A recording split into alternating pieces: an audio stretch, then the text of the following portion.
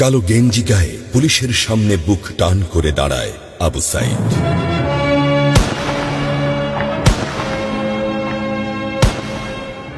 Police তাকে রক্ষা করার বদলে গুলি করে।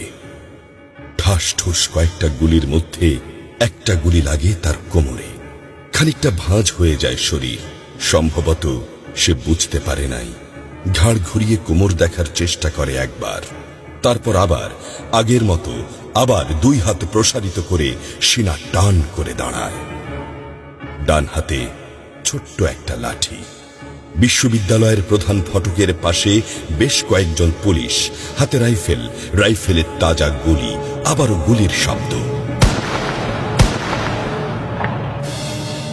পরে গুলিটা কোথায় লাগলো বোঝা গেল না।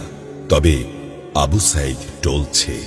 পড়বে পড়বে ভাব, কিন্তু সে সোজা হয়ে দাঁড়ানোর চেষ্টা করছে।